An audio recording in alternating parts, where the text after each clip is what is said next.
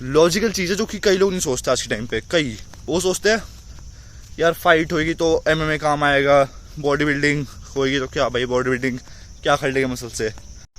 Body building जो है वो MMA से सुपीरियर है, और ये मैं किसी वजह से कह रहा हूँ। तो जो चीज़ें अभी मैं आने वाले कुछ सेकंड्स में कहने वाला हूँ, अगर तुम उनसे रिलेट कर पा रहे हो तो यानी जो मैं अब कहूँगा इस वीडियो में वो भी सच है। तो अगर तुम इन चीज़ों से रिलेट कर पा रहे हो तो तुम्हारे पास कोई ऑप्शन नहीं बचता पर बाकी फैक्ट से रिलेट करने का जो आने वाली वीडियो में है। जब 2022 चल रहा था, क्या तुम भी अपने सिग्मा फेस में थे? और जब 2023 चल रहा था तब तुम भी क्या अपनी विलन आर्क में थे? और अगर तुम सोशल मीडिया ज़्यादा चलाते हो तो इन दोनों का आंसर है हाँ। और अगर तुम ज़्यादा चलाते हो सोशल मीडिया तो यही रीज़न है कि तुम 2023 तक सोचते थे कि बॉडी बिल्डिंग बेटर है, और 2024 में आते आते तुम सोच रहे हो MMA बेटर है। इसका रीज़न है जो तुम सोशल मीडिया पे देख रहे हो। वो तुमने सोशल मीडिया पे अब देखने लग गए कि MMA कितना बेटर है यार, लड़ाई में बॉडी बिल्डिंग नहीं जीत सकती ये वो। लेकिन ये तो हो गया शॉर्ट टर्म। अब मैंने भी 2022-23 में शुरू कर दिया बॉडी बिल्डिंग, तो अब 2024 आ गया। तो इसका मतलब ये कि मैं अब छोड़ दूँ बॉडी बिल्डिंग और MMA शुरू कर दूँ? इसका सिंपल ये है कि what we see is what we try to become. अगर आजकल ये ट्रेंडिंग पे चल रहा है तो हम यही बनना चाहिए। अगर आज तक ये ट्रेंडिंग पे चल रहा था तो हम यही बनना चाह रहे हैं। पर क्या है, ट्रेंड्स चेंज होते रहते हैं और स्किल सीखने में महीनों साल लगते हैं। तो जिस बंदे ने बॉडी बिल्डिंग शुरू की थी 2022 या 23 में, अब जब इतनी वैल्यू जो है जो बॉडी बिल्डिंग को उस टाइम पे मिलती थी वो MMA को मिल रही है, तो क्या उसे अपना पुराना स्पोर्ट छोड़ देना चाहिए? जिसका आंसर नहीं, क्योंकि ये एग्जैक्टली वैसा हो गया कि तुम भीड़ के साथ चल रहे हो, जबकि तुमने ये सब शुरू करा था भीड़ से अलग होने के लिए।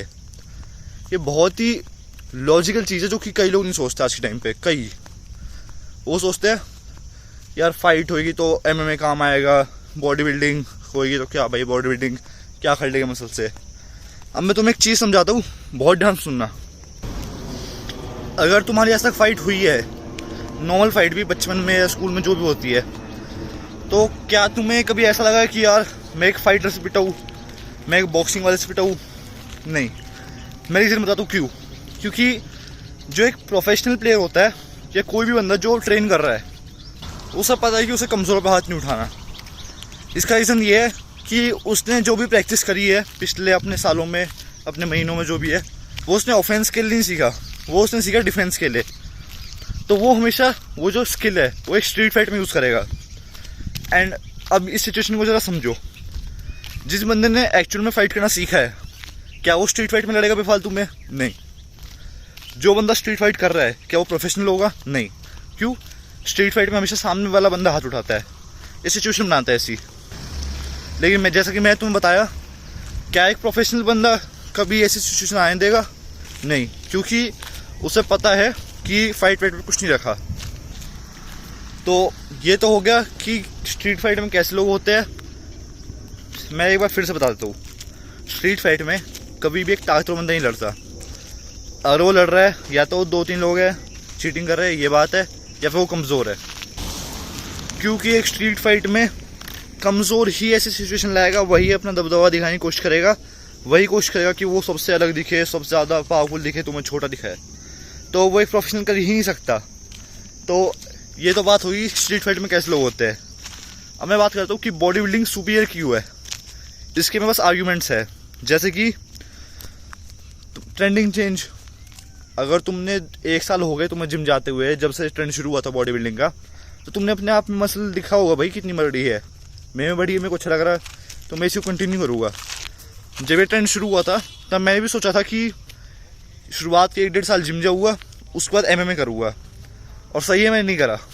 उसका रीज़न ये है कि अगर तुम बॉडी बिल्डिंग कर रहे हो तो मैं दावे से कह सकता हूँ तुम में इतनी इनफ स्ट्रेंथ तो होगी कि तुम किसी कमज़ोर बंदे को मार सकते हो। एंड यहाँ पे पॉइंट है, वो जो कमज़ोर बंदा है वो कौन है? स्ट्रीट फाइट वाला। तो तुम तो स्ट्रीट फाइटर को हरा सकते हो ना, बॉडी बिल्डर हो। एक तुमने एक और कहावत सुनी होगी, अगर तुमने ये सुना है कि मसल्स डोंट विन फाइट, तो तुमने ये भी सुना होगा muscles won't bring fight to you. जो कि सच बात है। अगर तुम 6 फुट के इतने चौड़े 6 फुट छोड़ो, अगर तुम चौड़े बंदे को लगेगा ना तुम्हारे इतने बड़े बाइसेप्स, तो तुमसे कोई लड़ने का मोटिव रहेगा नहीं उसका। इतने बड़े बाइसेप्स होने के बाद उसका बिल्कुल मन नहीं करेगा दबदबा दिखाने का। अब ये स्टेटमेंट मैं दे रहा हूँ, ठीक है। अब मैं बोल रहा हूँ, I would rather look good in clothes than getting beaten by a professional fighter. क्योंकि प्रोफेशनल फाइटिंग मेरा स्पोर्ट नहीं है, लेकिन मेरा स्पोर्ट है अच्छा दिखना, पर्सनैलिटी वाइज, सोशली वाइज, कपड़ों में अच्छा दिखना, सूट में अच्छा दिखना, जो कि एमएमए से पॉसिबल नहीं है। वो पॉसिबल है सिर्फ बॉडी बिल्डिंग से। तो सिंपल मोटिव ये है, बॉडी बिल्डर्स जरूर पिट जाएगी किसी एमएमए फाइटर से, एंड उसकी पॉसिबिलिटी 100% नहीं है। मैटर करता है कितना प्रोफेशनल बॉडी वो है, कितना प्रोफेशनल एमएमए फाइटर है और कितना एक्सपीरियंस्ड बॉडी बिल्डर है। पर्सनली मैं बताऊं, अगर मैं फाइट करूं किसी 1-2 महीने एमएमए जाने वाले से, तो मैं उसको हरा दूंगा। ये मैं फेक कॉन्फिडेंस नहीं कह रहा, रियल में कह रहा हूँ। क्योंकि फाइटिंग तो बेसिक चीज़ है, बॉडी बिल्डिंग हर किसी को नहीं आ सकती, लेकिन फाइटिंग तो हर किसी को आती है, लात घुस चलाने, और थोड़ा बहुत तो देखते ही, ऐसा तो है नहीं जंगल से उठ के आगे। तो मैं 1-2 महीने पुराने एमएमए फाइटर को हरा सकता हूँ, लेकिन 1-2 साल नहीं, क्योंकि वो मेरा स्पोर्ट ही नहीं है। तो मेरे को उस बात से इनसिक्योर होने की कोई ज़रूरत ही नहीं है। तो मैंने इसलिए कहा कि I would rather look good in clothes than getting beaten by a MMA fighter. क्योंकि उसमें कोई शर्म की बात वैसी नहीं होनी चाहिए, क्योंकि हमने वो चीज़ ट्राई नहीं करी है। अब सोचो, तुम्हें एक बेस्ट एग्जाम्पल देता हूँ, ये मैंने इंस्टाग्राम पे देखा था। तुम एक बॉडी बिल्डर को एमएमए रिंग में लाओगे, वो बहुत ज़्यादा बेइज्जती दिखाएगा, बहुत ज़्यादा पिटेगा। लेकिन जब तुम एक एमएमए फाइटर को बॉडी बिल्डिंग स्टेज पे लाओगे, क्या ह्यूमिलेशन होगा सोचो। सब इतने बड़े बाइसेप्स, इतनी अच्छी बॉडी के साथ, और वहाँ पे एक फुटबॉलर बिल्ड। देखा, ये होता है स्पोर्ट्स का अंतर। तो अब अगर तुम्हारी जो मैं लास्ट लाइन बोली, अगर इसको सुन के तुम्हारा माइंड बदल गया, तो तुम सही रहा पे हो। जो तुम्हारा मन कर रहा है तुम वो कर रहे हो, तुम ट्रेंड के साथ नहीं चल रहे। मैं तुम्हें बता दूँ तुम्हें क्या करना है। अगर तुम पिछले 6 महीने से कोई चीज़ अगर कर रहे हो, बॉडी बिल्डिंग या एमएमए या कुछ भी नहीं कर रहे, तो बताता हूँ, अगर तुम कर रहे थे ऑलरेडी कुछ और तुम उससे सेटिस्फाइड हो रहे हो, तो वही करते रहो, ट्रेंड्स के हिसाब से मत चलो। क्या है कि हर किसी को कपड़ों में ज़्यादा मस्त नहीं दिखना, हर किसी को फाइट में ही जीतना, अनप्रोफेशनल फाइट में या प्रोफेशनल फाइट में। तो अपने अपने चॉइसेस है, जिससे तुम ज़्यादा सेटिस्फाई हो रहे हो वो करो। पर्सनली मेरे को बॉडी बिल्डिंग ज़्यादा पसंद आ रही है, क्योंकि मेरे को मसल्स अच्छी लग रही है, तो मैं मसल बिल्डिंग ही कंटिन्यू करूँगा। अब एमएमए करना बुरी बात नहीं है। ये जो टाइटल है, body building is superior than MMA, ये एक सोसाइटी के लेवल पे मैंने एक स्टेटमेंट दिया है। यानी जो प्रैक्टिकल है, इसका रीजन ये है कि पहले जो मैंने बताया वो सब, और तुम्हारी लड़ाई डेली नहीं होने वाली, याद रखना। लड़ाई होती है बहुत मुश्किल। अगर तुम तगड़े हो तो तुम सामने से कभी फाइट लोगे नहीं, और सामने से फाइट लिए बिना बहुत कम होती है। और अगर तुम ऑलरेडी एमएमए या जिम कुछ भी ट्रेन कर रहे थे, तो मैं लिख के दे रहा हूँ, तुम में इतनी स्ट्रेंथ होगी कि तुम उस कमज़ोर बंदे को मार सकते हो, क्योंकि तुमने ट्रेन करा है, तुम उस हकदार हो। लेकिन अगर तुमने कुछ करा ही नहीं, या वे चेंज करे जा रहे हो, शिफ्ट करे जा रहे हो, तो पिटोगे, क्योंकि तुम कंसिस्टेंट नहीं हो किसी भी चीज़ में।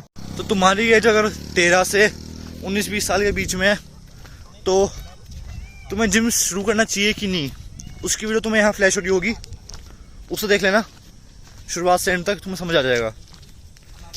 और अगर तुम्हें अपनी हाइट से डर है कि हाइट तो नहीं रुक जाएगी, क्या होगा, उसकी वीडियो भी यहाँ पर है।